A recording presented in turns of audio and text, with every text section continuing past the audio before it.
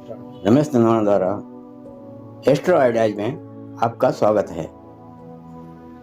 प्रिय दोस्तों, आज के ज़माने में प्रेम प्रसंग एक आवश्यक सच्चाई बनता जा रहा है,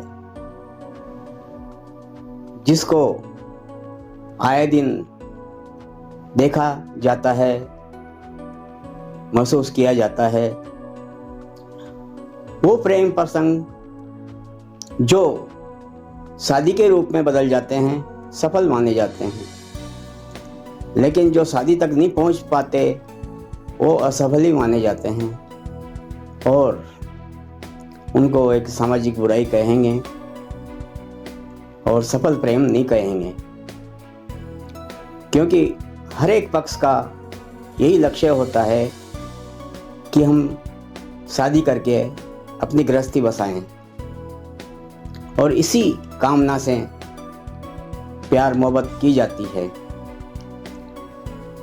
लेकिन ऐसा हो नहीं पाता है। ऐसा क्यों नहीं हो पाता है?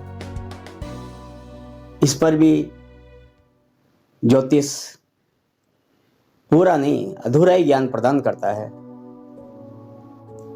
ज्योतिष शास्त्र में सिर्फ 5वें घर को ही प्रेम का घर माना जाता है,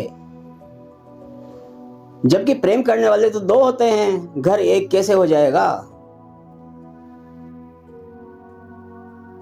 जो चाहता है किसी को, उसका घर अलग होता है, और जिसके द्वारा चाहा गया है उसका घर अलग होता है। दोनों को देखना पड़ता है और इसी से पता लगाया जाता है कि इनका प्रेम सफल होगा या नहीं होगा।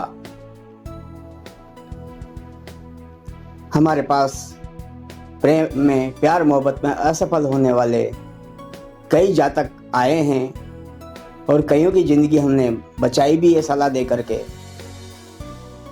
जैसे उदाहरण दीजिए, एक मेष लगन की एक महिला जातक आई, 20 साल की उम्र थी और उसके लाभ स्थान में शनि बैठा था। हम यह कहना चाहेंगे कि आप अगर किसी को चाहते हो तो 5वें घर से नहीं देखा जाएगा, वो 11वें घर से देखा जाएगा, जिसको लाभ स्थान भी कहते हैं। लाभ स्थान मतलब अपनी चाहत, अपनी सफलता, अपनी मैत्री भावना, अपनी दोस्ती, घनिष्ठता, लगाव, ये सब लाभ स्थान से देखे जाते हैं। तो आप किसी से अगर प्यार करते हो, 5वें घर से नहीं देखा जाएगा, लाभ स्थान से देखा जाएगा। ये एक, इस बारे में ज्योतिष पूरा स्पष्ट नहीं है, सिर्फ 5वें घर को ही महत्व देता है। हम 11वें घर को महत्वपूर्ण बता रहे हैं। 11वां घर, आप किसी से प्रेम करते हो तो 11वें घर से देखेंगे। ऐसे में अगर 11वां घर ज़्यादा बलवान है और 5वां घर कमज़ोर है तो प्यार में असफलता, धोखा, डिप्रेशन इत्यादि देखने को मिलते हैं और जातक की जिंदगी भी बिगड़ने की स्थिति में आ जाती है। तो उस महिला जातक को हमने यही कहा, उसका 11वां घर बहुत पावरफुल था, शनि अपनी राशि पर था, तो बड़ी आशावादी थी, जबकि 5वें घर पर शनि की नज़र थी और 5वें घर के मालिक पे भी शनि की नज़र थी। ऐसे में 5वां घर तो बिल्कुल चौपट था। तो उसका जो साथी था वो खाली नाटक कर रहा था प्रेम के, सच्चा प्रेम नहीं कर रहा था। क्योंकि 11वां घर बलवान था, इसलिए वो आशावादी बनी रहती थी कि नहीं, वो सच्चा प्यार करता है। नतीजा क्या हुआ? एक दिन छोड़ के चला गया और कोई कॉन्टैक्ट नंबर भी नहीं छोड़े उसने, तो कॉन्टैक्ट भी नहीं हो पाया। लेकिन लड़की इसी आशा में रही कि वो एक दिन जरूर आएगा और कैसे न कैसे करके वो मेरे को फोन करेगा कभी, और उसकी आशा कभी कम नहीं हुई, क्योंकि 11वां घर बहुत पावरफुल था। लेकिन कहाँ तक इंतजार करे?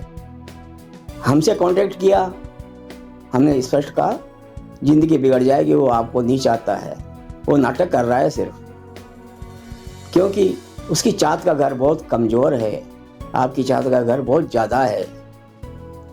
वो तो आप करते हो इसलिए वो ठीक है, टाइम पास के लिए अच्छा उसको बहाना मिल गया या मौका मिल गया।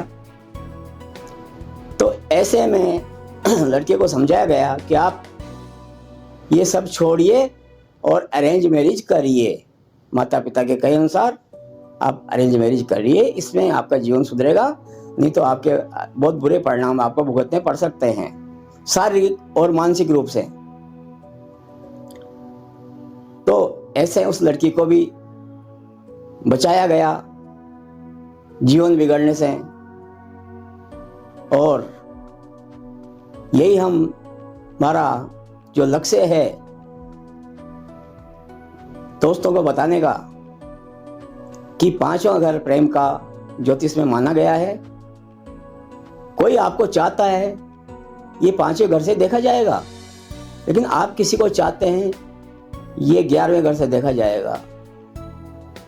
प्रेम के दो पक्ष होते हैं तो घर भी दो ही रहेंगे। ये हम नई धारणा से आप लोगों का परिचय कराना चाह रहे हैं। तो प्यार मोहब्बत ये सब सोच समझ के करना चाहिए। आवश्यक हो तो ज्योतिष की सलाह भी लेनी चाहिए।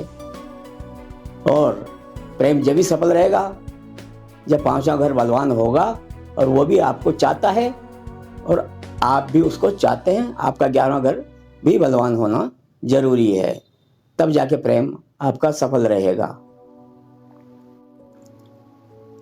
तो हम एक ये ज्योतिष में नया अध्याय जोड़ रहे हैं 11वें घर का। इसे आप नज़रअंदाज न करें और ऐसे मामलों में आवश्यकता पड़ने पर किसी योग्य ज्योतिष की भी सलाह ले सकते हैं, ताकि आपका जीवन असफल न रहे। इतना ही करके हम आपसे आज्ञा चाहते हैं। नमस्कार।